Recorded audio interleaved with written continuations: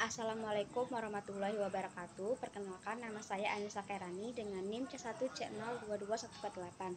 Di sini saya akan menjelaskan materi tentang aspek keberlakuan pada audit internal. Yang pertama yaitu sejarah audit internal.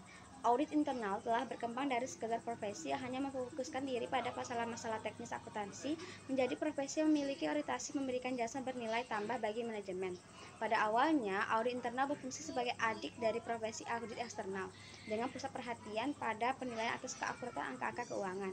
Namun saat ini, audit internal telah memisahkan diri menjadi disiplin ilmu yang berbeda dengan pusat perhatian yang lebih luas. Kemudian perjalanan sejarah audit internal di abad-abad permulaan.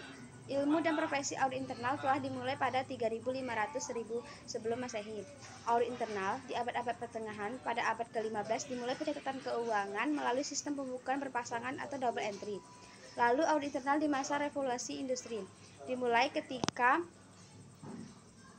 Inggris, di mana perusahaan mulai mempekerjakan akuntan untuk memeriksa catatan keuangannya. Lalu audit internal di tahun belakangan ini, orang-orang kaya Inggris mulai berinvestasi ke lintas negara seperti Amerika Serikat dan mereka menginginkan verifikasi keuangan secara independen atas investasinya melalui auditor-auditor dari Inggris. Lalu pencapaian identitas diri audit internal adalah audit internal modern mulai muncul pada tahun 1941 ketika Ikatan Audit Internal Institute of Industry (AA). Lalu definisi audit internal. Menurut Sukrisno Agoes, internal audit atau pemeriksaan intern adalah pemeriksaan yang dilakukan oleh bagian internal audit perusahaan baik terhadap laporan keuangan dan catatan akuntansi perusahaan maupun ketaatan terhadap kebijakan manajemen puncak yang telah ditentukan dan ketaatan terhadap peraturan pemerintah dan ketentuan dari ikatan profesi yang berlaku.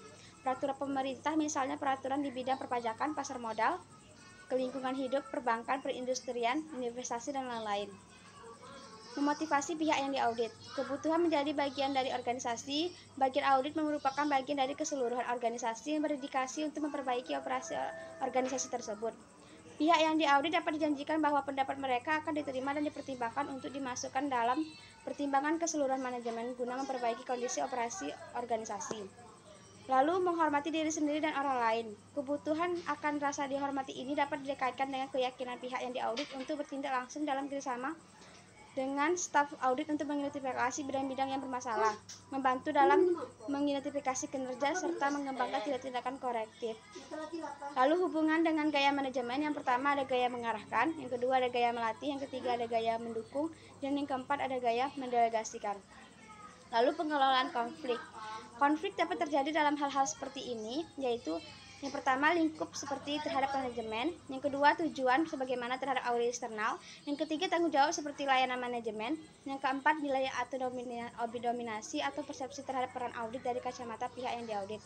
Sekian penjelasan materi dari saya ucapkan terima kasih.